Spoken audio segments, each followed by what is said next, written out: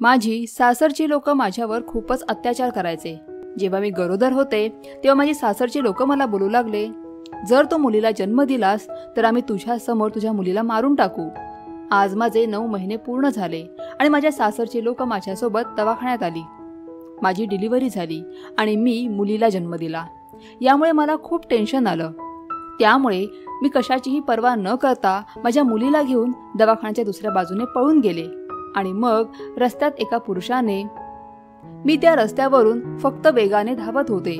माझा श्वास चढला होता, परंतु त्यावेळी तिथं थांबणं हे माझ्यासाठी खूप मुश्किल होतं, कारण की ते लोक कधीही मला शोधत शोधत माझ्या मागे येऊ शकतात। खूप वेळ धावल्यानंतर मी रस्त्याच्या कडेला बसून राहिले, कारण की मी आता त्यांच्या घरापासून खूप दूर आले होते आणि मला आता खात्री होती की ती लोक इतक्या लांब नक्कीच येणार नाहीत। माझी अवस्था खूपच वाईट होती, कारण की जवळजवळ 3 तासांपूर्वीच मी एका छोट्या मुलीला जन्म दिला होता। मुलीला जन्म दिल्यानंतर मला चक्कर आल्यासारखं होत होतं, परंतु मला माझ्या मुलीचा जीव वाचवायचा होता। त्यामुळे कशाचीही पर्वा न करता मी माझ्या त्या छोट्या पिलाला माझ्या कुशीत घेतलं आणि दवाखान्यातून पळून आले। एखाद्या सामान्य परिस्थितीत याचा विचार करणं देखील अगदीच अशक्य आहे, परंतु मी ज्या परिस्थितीतून जात होते माझ्यासाठी ते अशक्य बिलकुल नव्हतं। उलट हे असं पळून जाणं हेच माझ्यासाठी चांगलं होतं। मी एक अनाथ मुलगी होती। मला माझ्या मामा मामीने लहानाचं मोठं केलं होतं। मामा माझ्यावर खूप प्रेम करायचा, परंतु मामीसाठी मी एक ओझं होते।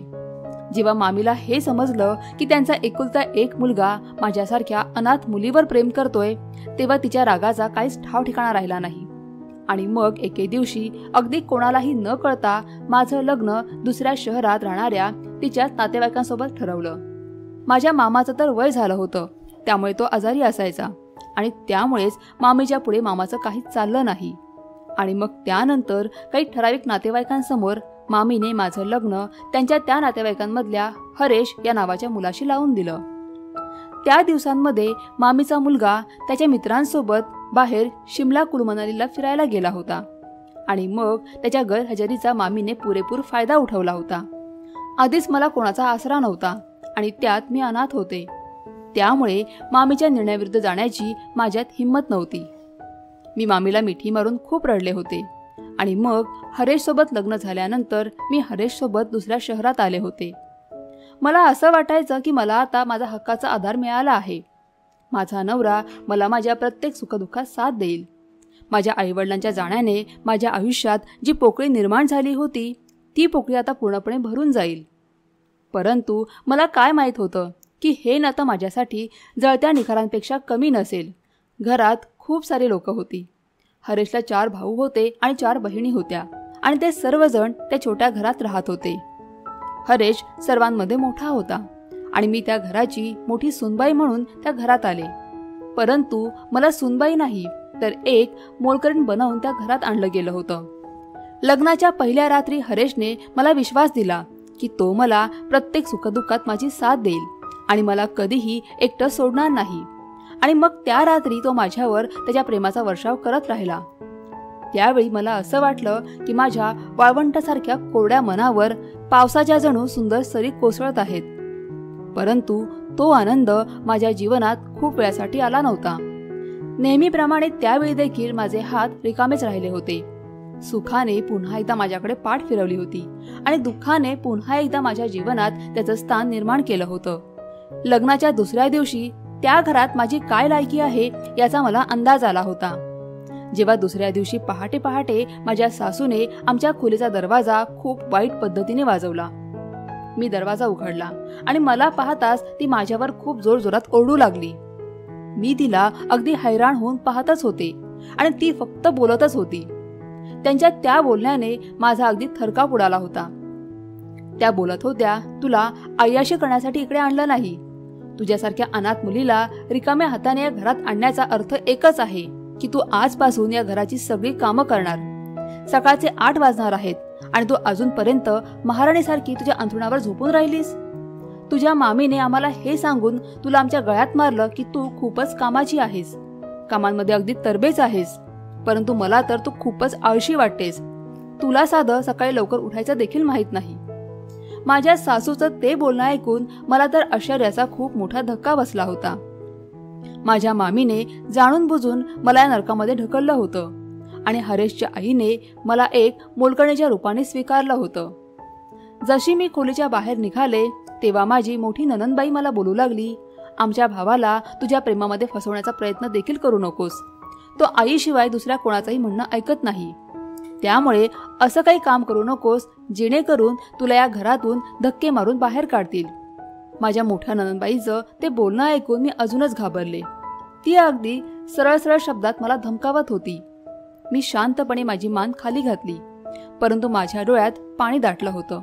मी किचनमध्ये गेले आणि खूप वेगाने सर्वांसाठी नाश्ता बनवू लागले.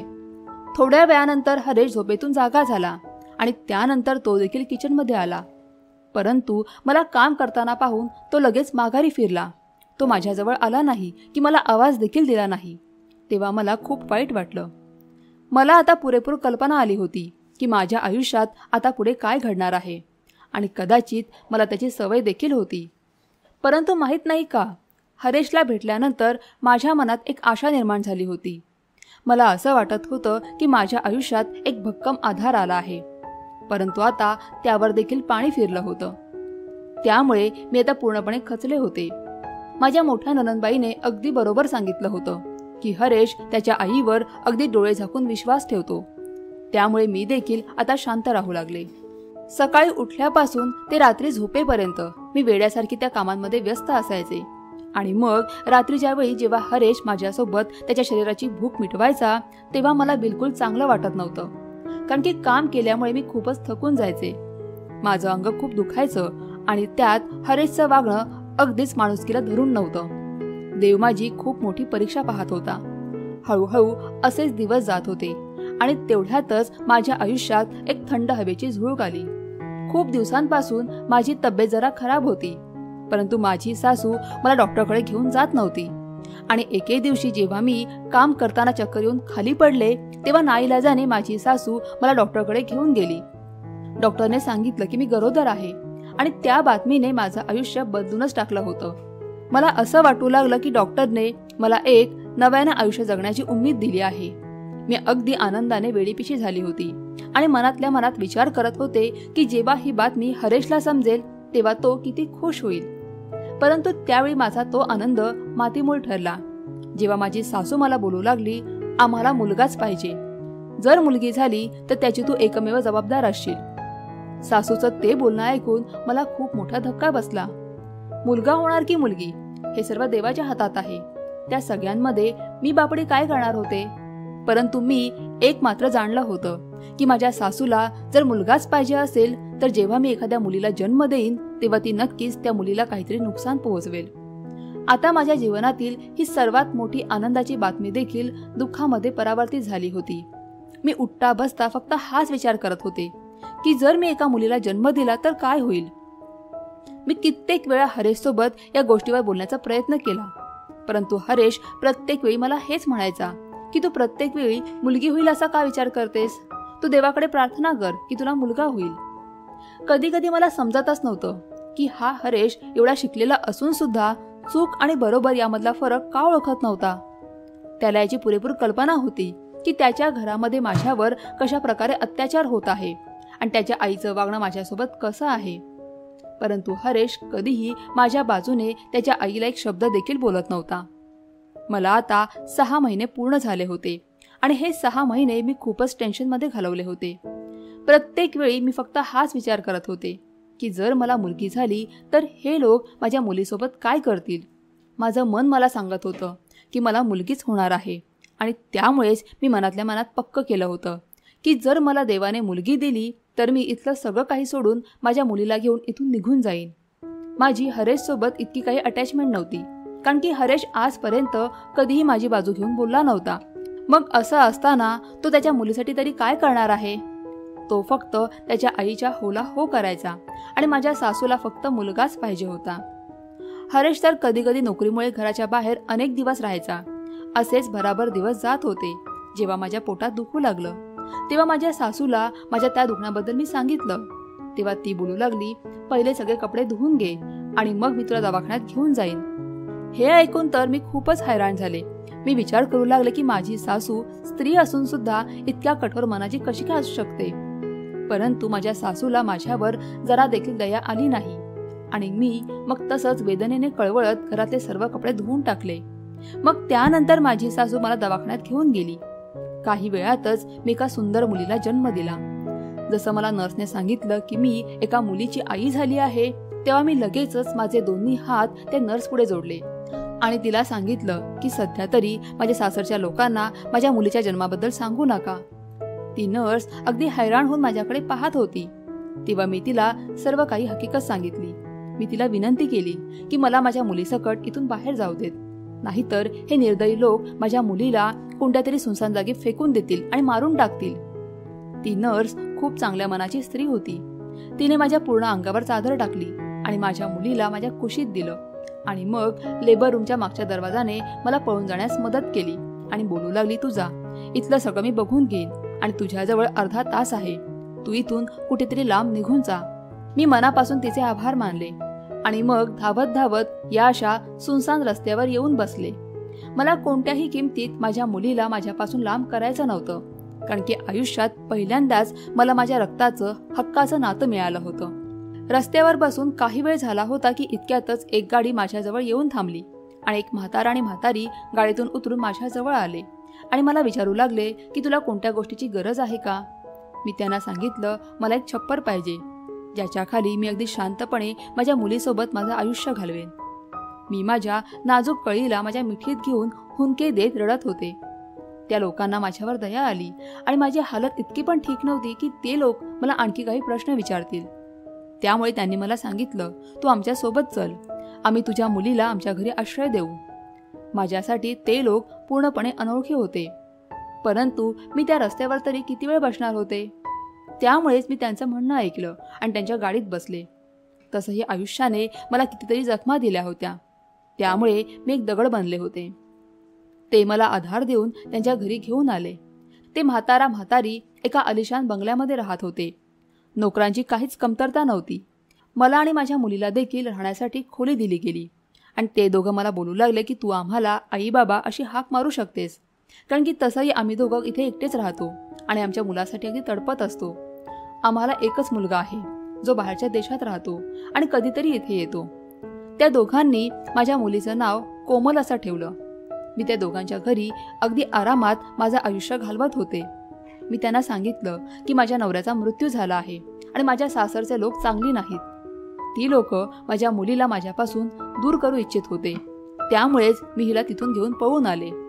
मी त्यांना हे सांगितलं नव्हतं की माझा नवरा जिवंत आहे, कारण की माझ्यासाठी हरेश जिवंत असल्याने किंवा जिवंत नसल्याने काहीच फरक पडत नव्हता. त्या आईबाबांनी माझ्या मुलीला त्यांच्या अगदी अंगाखांद्यावर खेळवलं आणि तिला अशा प्रकारे लाड करत होते.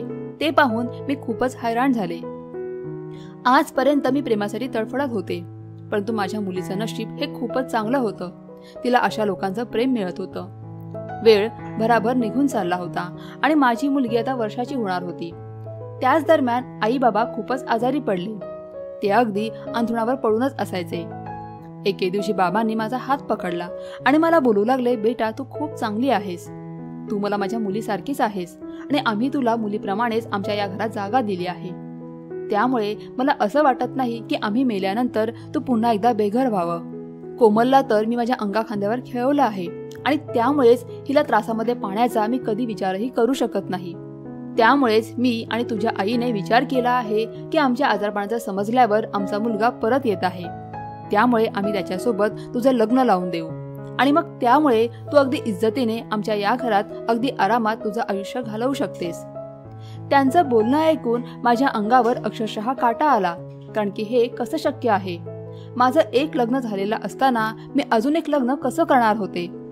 माझं आणि हरेशचं नातं अजूनही होतं, कारण की मी त्याला घटस्फोट दिला नव्हता. माझ्या डोळ्यातून अश्रू वाहू लागले. हे लोक माझ्या आयुष्यात अगदी देवासारखे धावून आले होते, त्यामुळे मला यांना माझ्या आयुष्यातून जाऊ द्यायचं नव्हतं. आई मला बोलत होती, बेटा आमच्या मुलासोबत तुझं लग्न झाल्यामुळे तुझं आयुष्य अगदी चांगलं सुखी बनेल आणि तुला कधीच कोणताच त्रास होणार नाही.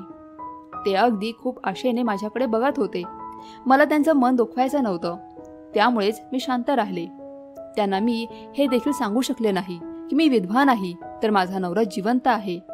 त्यांच्या मुलाला यायला अजून 2 दिवस बाकी होते आणि माझ्या शांत राहण्याने त्यांना त्यांचं आयुष्य नव्याने जगण्याची उमेद दिली होती. ते लोक अशा प्रकारे लग्नाची तयारी करत होते ते पाहून मी खूपच हैराण होत होते. माझ्यासाठी तिथे आता एक एक क्षण घालवणं खूप मुश्किल होत होतं. मी विचार केला होता की कसंही करून मी यांच्या मुलाला माझ्या लग्नाबद्दल नक्की सांगेन, जेणेकरून मला हा गुन्हा करता येणार नाही. आज घरामध्ये खूपच उत्साह होता, कारण की आज यांचा मुलगा परत येणार होता आणि ते दोघेही खूप खुश होते. मी त्यांच्या जवळच बसले होते आणि कोमल आमच्यासमोर खेळत होती. इतक्यातच गाडीचा आवाज आला. तेव्हा आई बोलू लागली, माझा मुलगा आला आहे. त्यांच्या चेहऱ्यावर आलेला तो आनंद खूपच अनमोल होता.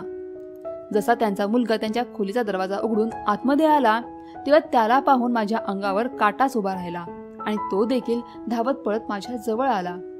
मी लगेचच पुढे होऊन कोमलला माझ्या मिठीत घेतलं आणि घाबरून मागे जाऊ लागले. मी विचार देखील करू शकत नव्हते की इथे माझ्यासमोर हा माणूस उभा राहील. परंतु दुसऱ्या क्षणी या विचाराने माझा जीव जायचा बाकी होता, कारण की आई बाबांनी सांगितलं होतं की त्यांचा मुलगा येणार आहे. पण हा तर माझा नवरा हरेश होता. मी कोमलला लपवण्याचा प्रयत्न करत होते तेव्हा तो माझ्याजवळ येऊ लागला आणि बोलू लागला, तू कुठे गेली होतीस? मी तुला कुठे कुठे नाही शोधलं. मी डोळे मोठे करून त्याच्याकडे पाहत होते. आम्ही दोघं बोलतच होतो की इतक्यातच त्या खोलीमध्ये माझे सासू सासरे देखील आले.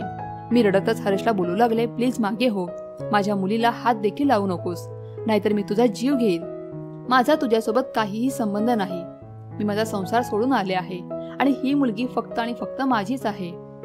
हरेशच्या डोळ्यातून अश्रू वाहत होते आणि तो बोलत होता की मी तुला प्रत्येक ठिकाणी शोधलं, परंतु मी त्याला कुठे सापडली नाही.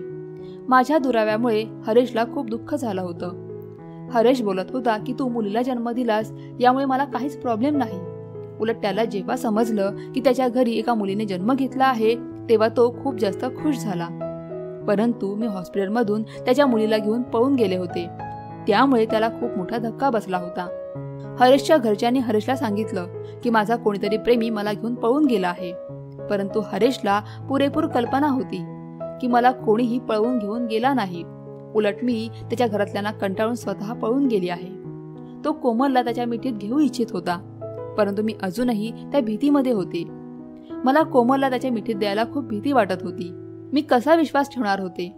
ज्या माणसाने लग्नाच्या त्या 1 वर्षात माझ्यावर होणारा अत्याचाराविरुद्ध एक शब्द देखील बोलला नव्हता. त्याची आई माझ्यासोबत ज्या प्रकारे वागायची त्याबद्दल देखील तो एक शब्दही बोलला नव्हता. त्याच्या मनात माझ्या मुलीबद्दल खरंच प्रेम असेल का? खरं तर त्याच्या आईला माझ्याकडून फक्त आणि फक्त मुलगा हवा होता. आई हैराण होऊन हरेशला विचारत होती, नक्की हे काय प्रकरण आहे? त्या दोघांना तर याची काहीच कल्पना नव्हती. त्यांच्या नजरेमध्ये मी एक आधार नसलेली विधवा होती आणि मला देखील हे जाणून घ्यायचं होतं की हा हरेश या आईबाबांचा मुलगा कसा काय. आईने माझा हात पकडला आणि स्वतःच्या जवळ बसवलं आणि बाबांनी कोमलला त्यांच्या मिठीत घेतलं होतं. त्यानंतर एक एक करून सगळ्या गोष्टी उलगडू लागल्या. हरेश आईबाबांचा मुलगा होता, ज्याला त्याच्या काकाने दत्तक घेतलं होतं, कारण की त्या काकांना काहीच अपत्य नव्हतं. आईबाबांना हरेशच्या आधी देखील एक मोठा मुलगा होता, ज्यामुळे त्यांनी खुशी खुशी हरेशला दत्तक दिलं होतं. हरेशला दत्तक घेतल्यानंतर त्या काका काकूंना मुलगा झाला. अशा प्रकारे हरेशला दत्तक घेतल्यानंतर त्यांचं घर अगदी मुलांनी भरून गेलं. हरेशला जेव्हा 4 भाऊ आणि 4 बहिणी झाल्या तेव्हा तो त्याच्या खऱ्या आईबाबांना भेटायला कधी कधी येऊ लागला. आणि मग एका अपघातात हरेशच्या मोठ्या भावाचा मृत्यू झाला. तेव्हा हरेशच्या वडिलांची अशी इच्छा होती की हरेश पुन्हा एकदा आमच्याकडे परत यावा, कारण की हरेशच्या काका काकूला तर आता मुलं झाली होती. परंतु काकूचा डोळा हरेशच्या वडिलांच्या संपत्तीवर होता आणि ती हरेशमार्फत आरामात त्या संपत्तीवर डल्ला मारू शकत होती. त्यामुळे काकूने पूर्णपणे हरेशला स्वतःच्या ताब्यात ठेवलं आणि हरेशला कधीही माघारी येऊ दिलं नाही. तो कधी कधी आईबाबांना भेटायला येतो आणि मग त्यांच्याकडून पैसे घेऊन परत जातो. काकू नेहमीच हरेशला इमोशनल ब्लॅकमेल करायची आणि मग स्वतःच्या जीवाचं काहीतरी बरं वाईट करेन अशी धमकी द्यायची. हरेश काकूवर खूप प्रेम करायचा, कारण की हरेशच्या जन्मानंतर काकूलाच त्याने त्याच्या आईच्या रूपात पाहिलं होतं. त्यामुळे तो काकूची प्रत्येक गोष्ट ऐकायचा. काही वर्षांपूर्वी काकू आईबाबांकडे आली आणि सांगू लागली की हरेशला शिकण्यासाठी बाहेरच्या देशात पाठवायचं आहे, त्यामुळेच त्याच्या शिक्षणासाठी पैशांची गरज आहे. आपल्या मुलाच्या शिक्षणाचं ऐकून बाबांनी लगेचच त्यांना 2 लाख रुपये दिले. काकूंनी त्या 2 लाखांनी स्वतःसाठी दागिने तयार केले, ज्याबद्दल हरेशला खूप उशिरा कळालं. आणि मग आपल्या आईची इज्जत राखण्यासाठी त्याने याबद्दल कोणाला काही सांगितलं नाही. आई बाबांना आतापर्यंत हेच वाटायचं की त्यांचा मुलगा हरेश हा बाहेरच्या देशात शिकत आहे, परंतु हरेश मात्र इथेच एक साधी नोकरी करत होता. आणि काकूने घरात एक मोलकरीण ठेवण्याऐवजी माझ्यासोबत हरेशचं लग्न लावून देणं योग्य मानलं, जेणेकरून माझ्या रूपात त्यांना एक फुकटची मोलकरीण भेटेल आणि माझ्याकडून एका मुलाला जन्माला घालून हरेशला स्वतःच्या ताब्यात ठेवायचं होतं. आणि मग त्या मुलाच्या नावाने हरेशच्या आईवडिलांकडून अजून पैसे उकळता येतील. हरेश काकूसाठी सोन्याची अंडी देणारी कोंबडी होती, जी हरेश मार्फत हवे तेवढे पैसे काढून घेत होती. हरेश आजही बाहेरच्या देशातून आला नव्हता, तर काकूच्या घरूनच आला होता. आणि काकूच्या इज्जतीसाठी त्याला हे खोटं बोलावं लागत होतं. परंतु मला तिथे पाहून त्याला त्याच्या भावनांवर नियंत्रण मिळवता आलं नाही आणि त्याने सर्व काही खरं खरं सांगितलं. हरेश सांगत होता, जेव्हा मी मुलीला घेऊन तिथून पळून गेले तेव्हा त्याला समजून चुकलं की तो माझ्यासोबत किती वाईट वागला आहे, किती चुकीचं वागला आहे. त्याने माझ्यासोबत 1 वर्ष घालवला होता आणि त्या 1 वर्षामध्ये तो माझ्यावर प्रेम करू लागला होता. त्याने तर त्याच्या मुलीचा चेहरा देखील पाहिला नव्हता. हरेशला स्वतःच्या चुकीची जाणीव झाली होती आणि त्याला त्याच्या प्रत्येक चुकीची लाज देखील वाटत होती. आई बाबांच्या डोळ्यात देखील पाणी आलं होतं.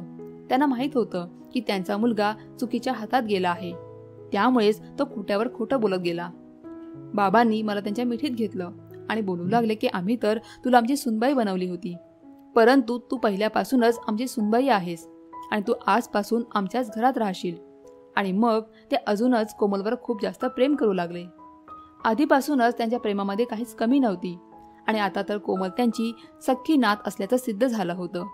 मी हरेशला सांगितलं, जर तुला काकूच्या घरी जायचं असेल तर तू जाऊ शकतोस, परंतु कोमल आणि मी कुठेही जाणार नाही. हरेशने कोमलला स्वतःच्या मिठीत घेतलं आणि बोलू लागला की मी माझ्या मुलीचा दुरावास सहन केला आहे आणि मला पुरेपूर कल्पना आहे की आपल्या मुलांपासून लांब असलं की त्या आईबापाला काय वाटतं. आई बाबा, तुम्ही देखील माझा दुरावास सहन केला आहे. माझ्याशिवाय तुम्ही दोघे कसे राहत असाल, तुम्हाला माझी किती गरज असेल हे मला आता समजून चुकलं आहे, परंतु मी तेव्हा त्याचा जरा देखील विचार केला नाही. मी आता तुम्हाला सोडून कुठेही जाणार नाही.